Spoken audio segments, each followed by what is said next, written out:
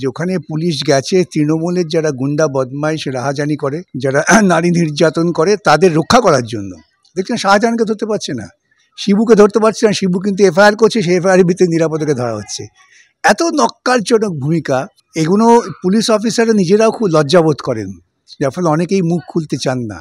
বিস্ময়করভাবে দেখেছেন এত বড় অভিযোগ মহিলারা করলেন, এ রাজ্যের মুখ্যমন্ত্রী একটা শব্দ উচ্চারণ করেননি। যেমন মণিপুরে আগুন জ্বলছে, প্রধানমন্ত্রী মণিপুর নিয়ে কথা বলেন না।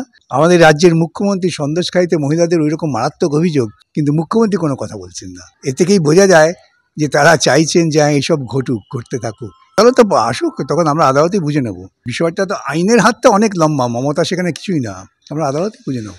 সন্দেশখালীর প্রাক্তন বিধায়ক কমরেড নিরাপদ সর্দার, তাকে আজকে ঠিক কি কারণে গ্রেফতার করা হয়েছিল স্যার? একটাই কারণ যে সে সেখানে তৃণমূল কংগ্রেসের গুন্ডামি, অত্যাচার, নারী নির্যাতনের বিরুদ্ধে মানুষকে সংগঠিত করছে, এটাই কারণ। আর অন্য যে সমস্ত কারণ দেখাবে সেগুলো হচ্ছে বাহানা। যেহেতু তিনি সংগঠিত করেছেন, মেয়েরা ওই রকমভাবে প্রতিরোধে রুখে দাঁড়িয়েছে, এতে প্রশাসনের এবং পুলিশ বাহিনীর ভয়ে বুকে কাঁপুনি ধরে গেছে, এবং সেই জন্যই তারা ভাবছেন যে কে ওদের সংগঠিত করলো, এত সাহস জোগালোকে, এবং সাহস জুগিয়েছেন নিরাপদ, তাই নিরাপদকে গ্রেপ্তার, এছাড়া অন্য কোনো কারণ নেই। আমরা একটু আগে বাঁশদ্রোণী থানায় গিয়েছিলাম, সেখানে তো পুলিশ অফিসাররা মুখে কুলু পেটেছেন, কোনো রকম কথা বলছেন না, কিন্তু সূত্র মারফত আমরা যেটা জানতে পারলাম, একজন বলেছেন যে তিনি সন্দেশখালীতে উস্কানি ছড়াচ্ছেন, আর আরেকজন তিনি বলছেন যে তার সম্পত্তি নষ্ট করা হয়েছে। আমি বলছি তো কথা, যে বেআইনিভাবে তৃণমূলের নেতারা যে সমস্ত সম্পত্তি তৈরি করেছে, মানুষের ক্ষোভ এতদিন পরে ফেটে পড়েছে, তারা তাদের সেই সম্পত্তি উদ্ধার করতে গেছেন। সেই জন্য হয়তো কারো কারো কোথাও সম্পত্তিতে বিক্ষুব্ধ জনতা, সেখানে কোনো পুরুষ মানুষ ছিল বলে আমি দেখিনি, আমরা তো ক্যামেরায় সব ছবি দেখেছি, আপনারা ছবি দেন, কিন্তু সেই সমস্ত বাহানায় নিরাপদকে গ্রেপ্তার করা মানে হচ্ছে যে ওখানে কোনো রকম সংগঠিত প্রতিরোধ করতে দেব না, এবং এই নিরাপদকে গ্রেপ্তার করে এবার মহিলাদের বিরুদ্ধে ভয় প্রদর্শন। আগে এক রাত্রিতে ছেড়ে দিচ্ছিলাম, এখন তুলে নিয়ে এসে 3 রাত্রি আটকে রাখবো, এইটা হচ্ছে পরিকল্পনা। কিন্তু স্যার, যার বিরুদ্ধে জমি কেড়ে নেওয়া থেকে শুরু করে নারী নির্যাতন একাধিক অভিযোগ রয়েছে, সেই শিবপ্রসাদ হাজরা, তিনি বহাল তবিয়তে ঘুরে বেড়াচ্ছেন। এটা পরিষ্কার তৃণমূল। আপনার মনে থাকতে পারে যে না, আপনার চ্যানেল না কোন চ্যানেলে বলেছিলাম যে ওখানে পুলিশ গেছে তৃণমূলের যারা গুন্ডা বদমাইশ রাহাজানি করে, যারা নারী নির্যাতন করে, তাদের রক্ষা করার জন্য। দেখছেন শাহজাহানকে ধরতে পারছে না, শিবুকে ধরতে পারছে না, শিবু কিন্তু এফআইআর করছে, সেই এফআইআর ভিত্তিতে নিরাপদকে ধরা হচ্ছে।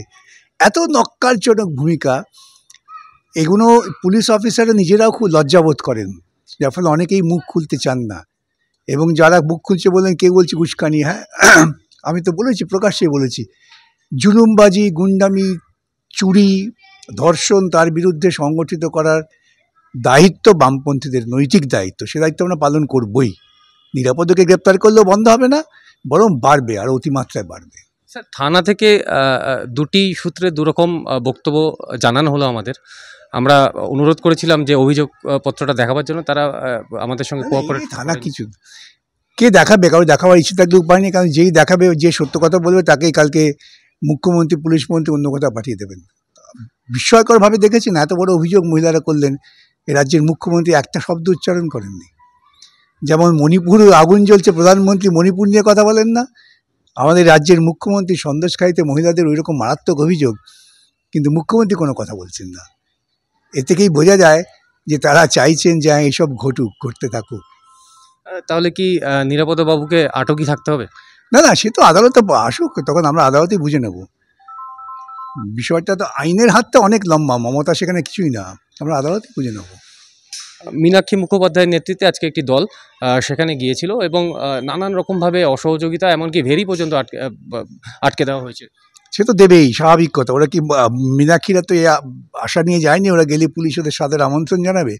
ওরা ভেবেই গিয়েছিল বাধাপ্রাপ্ত হবে, এবং বাধাপ্রাপ্ত হলে কি করতে হবে সেটা ওরা করে দেখিয়ে দিয়েছে।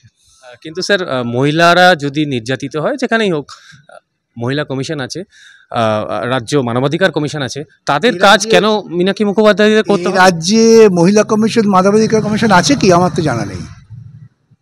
কিছু আছেন, তারা বেতন দেন, বেতন নিয়ে খুশিতে থাকেন, তাদের কোনো ভূমিকা দেখেছেন? এ রাজ্যে অহরহ মানবাধিকার লঙ্ঘিত হচ্ছে, অহরহ মহিলাদের সম্মানহানি হচ্ছে। কখনো দেখেছেন মহিলা কমিশন বা মানবাধিকার কমিশনের কোনো রকম নির্দেশ, কোনো রকম উদ্যোগ নেই? নেই, সবাইকে ঘুম পাড়িয়ে দেওয়া হয়েছে। 144 ধারা জারি হয়েছে, এর পরেও সেখানকার বাসিন্দারা, গ্রামবাসীরা তারা আতঙ্কিত বোধ করছেন। কবে মুক্তি হবে? না না, 144 ধারা ফাড়া করেছে, দুদিন পরে মানুষের আবার রুখে দাঁড়াবে। অত সহজে মানুষের বিক্ষোভকে দমন করা যাবে না, মানুষ রুখে দাঁড়াবে। আমরা যাবো সেখানে মানুষকে সংগঠিত করতে।